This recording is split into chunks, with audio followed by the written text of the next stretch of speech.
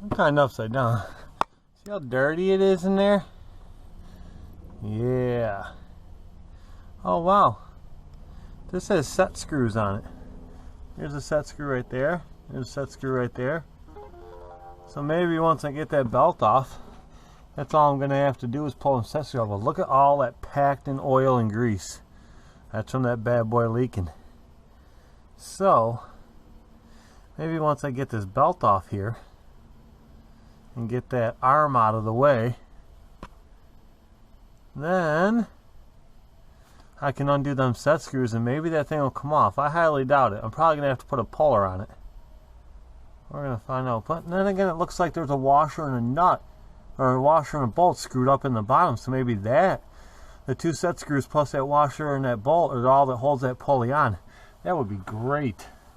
Because if you look at this one over here, see? I don't know if you can see that, but there's a bolt with a washer and then there's two set screws, because this one's cleaner.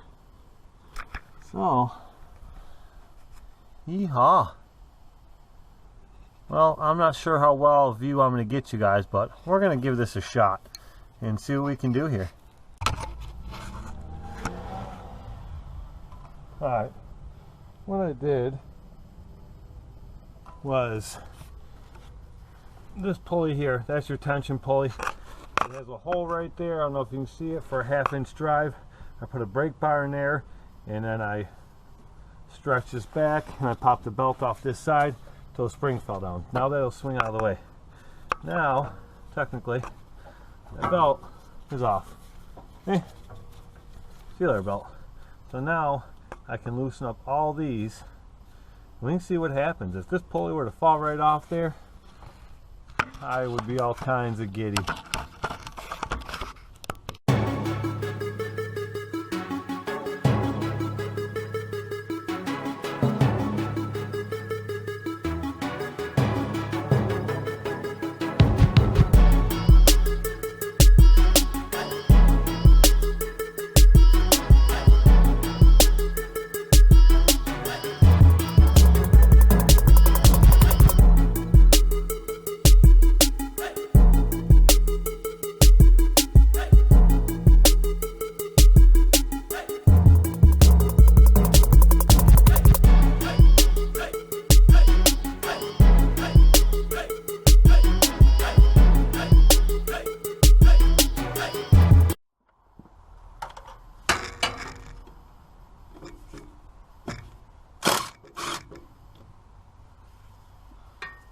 Came out a lot easier than I thought it would. But I'm going to show you something here in a second. You see how there's a divot in the center of that stud right there? A little divot in the center of the stud the pulley goes on. That's usually for the driver of a pulley puller to go into, which tells me I'm probably going to have to use one anyway. And there's a little opening right there which tells me there's a keyway in there. So, no big deal, but I'm going to have to go get the pulley puller out, because that bad boy is not just going to come off on its own. So, let's go get the pulley puller.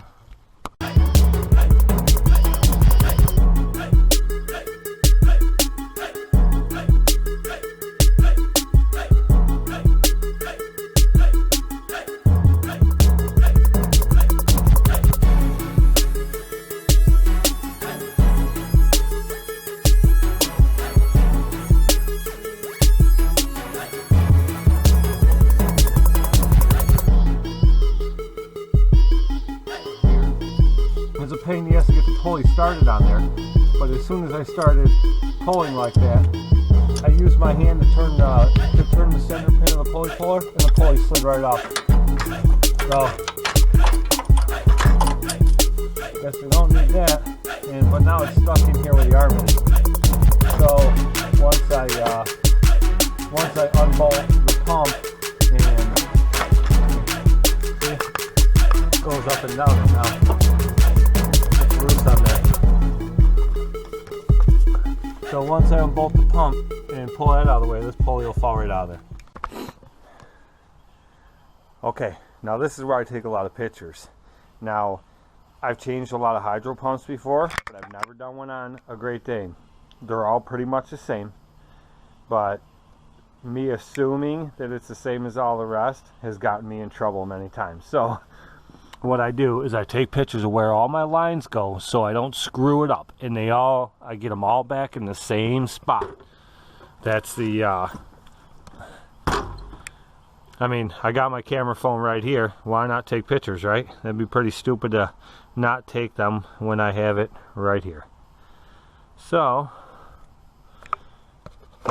that's the best bet. Take pictures and I can look at it later.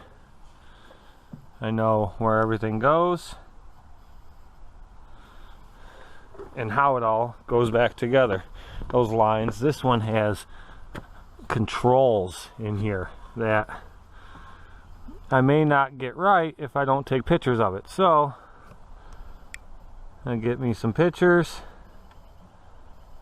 and I'll get it all right when it goes back together. Know what I mean? Because you don't want to put all these lines on backwards. That would be very bad to do. Look at the mess. See? It's not only underneath there, it's all up here. It's nasty. Nasty. I'm going to clean all that up. Before, I had the lines pinched off with hose clamps up there.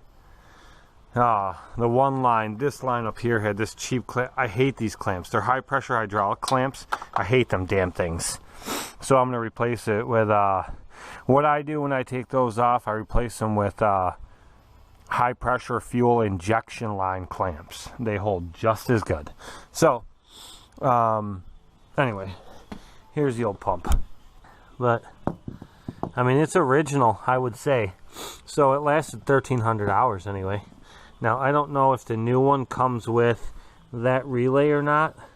So if it doesn't, I'll have to take that off. But we're going to find out because I've had the new one in the house since October. Okay, so that's the old one. Here is the new one. Now you see all these plugs. Plastic plug, and 2 plastic plugs on that side. You have to pull all those fittings, okay? I'll show you. This whole fitting there, that one, and that one all have to be pulled out and put into this one. The new one doesn't come with it. Now you would think for $450 they'd put fittings in there. No, cheap bastards. They don't put nothing in there. So you got to switch out and do it yourself. And that relay there, by the way, is not on there. So that's got to come off and go on here as well. So I'm not going to record this. I am going to prep this whole thing. I'm going to get those off, get them cleaned up, get them put on this one because I'm not putting them dirty, greased ones on here. I'll get them off there, get them cleaned up. I'll get them on here, and then I'll start recording again from there. Coffee. Because I was in the middle of doing that when Mr. Brian Shane called and wanted to talk for a minute. I always like hearing from those guys. It's nice to get other people's opinions and ideas with things. But anyway, so I got all those switched over. They did not come out nearly as easy as I expected them to. And you know what? These 2 tiny little nuts right here. Look at them. Alright, stop staring at my nuts. 2 tiny little nuts. Oh, there's one thing that fell out when I flipped it over. The keyway that goes in on the shaft to hold the pulley in. It fell out of there when I flipped it over. Look at all the oil everywhere. I threw a bunch of Speedy Dry on it. But anyway, that fell out. So, a good thing it did because I would have forgot to take it off. I'd have put that pulley in and that wouldn't have been good. But anyway, so now I got to put that relay on and I got to remember what I did with it. I had it in my hand. I was just taking it off when Brian called and I don't remember what I did with it. Imagine that. I set it right there in the toolbox. So that's why, because it's got gunk in it and I was cleaning it out. All right, let me clean this out, and I'm probably just going to get this hooked back on, and then I will start filming again because the camera is about to die. All right, you can see it's in there. That was a mess fighting with that damn thing to get in. There's still a lot of oil, grease all over the bottom half of this thing. I cleaned away as much of it as I could, but this needs a big degreasing and bath, which as soon as it gets nice, I will do with Purple Power, hose it all down, let it eat through all that grease, and then wash it. But everything's hooked back up. I just added fluid to it. I put 1550, Mobile 1 1550 is pretty much what all my mowers call for. I had a bunt and Walkbehind one time that took 2050 is what it called for. This one actually calls for 5W50, but 1550 isn't going to hurt it. So what I do is I top that off because I know it lost a lot of fluid, and I lowered it down. And I'm going to start up and I'm going to let it run for a few minutes. Then I'm going to shut it off, check the fluid again, see where it's at, make sure it's where it needs to be. And then I will jack it up so the rear tires are off the ground, and I'll just work the controls back and forth a few times. And what that'll do is that'll bleed all the air out of the system. Once I can push them forward the same amount and both tires are moving the same speed, then I'll know the air's bled out of the system and they're working evenly.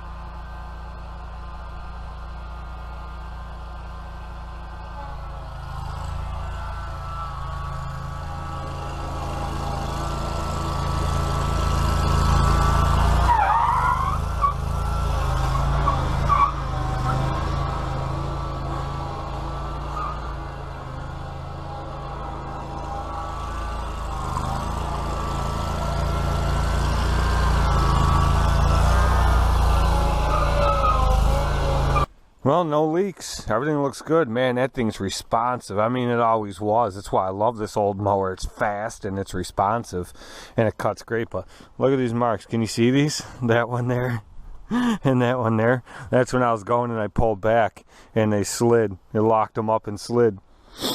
Left some burnout marks there. That's awesome.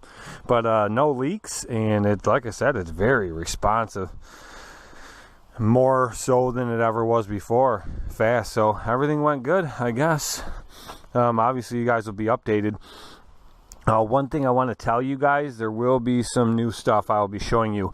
About 3 weeks ago I went to 2 different dealers and I ordered some stuff. I ordered the new steel combi system with the biggest power unit you can get. I believe it's the 131. I ordered that with the weed whacker head and with the power rubber flat broom. That will be in soon. They told me they'll put it in with their spring order, and it'll be here in March, which is fine with me. I'll need it before that. So I ordered that, and then I went to another dealer and I ordered the accelerator for this, the 6.2 jumbo accelerator, which I talked to you guys about in the spring or last fall. Mainly because I want to use this for most of my fall cleanups. I'll still use the Walker MT. Obviously, it bags the best, but there's a lot of lawns where I can mulch, and some just need a quick bagging, so I can run over it with this and mulch them up, and then throw the accelerator on, just bag the little bit that's left over. So that's why I want to use this for a lot of fall cleanups. But anyway, so that's pretty much the deal with this. And with that, so I'll show you guys. Oh, and plus I ordered a new, this is my old, I used to use this for fertilizing, Shindawa RS41. I've had this for about 4 years, and it just, I mean, it's taking a crap. It doesn't work that great anymore. It does, the spread pattern is small, and I don't like it all. So I ordered a new one, and the new spreader I ordered it holds up to 80 pounds. It's big. It's commercial. It cost me like $400, and I already got that, but that's down at my buddy's because I had nowhere to keep it here right now. So you guys will see that soon enough. And all right, that's it. I've recorded so much today. This is going to be one of 2 videos I'm putting up today because I burn up my other GoPro. recording stuff, and now I'm using this GoPro, and this one's about to die too. So that's it.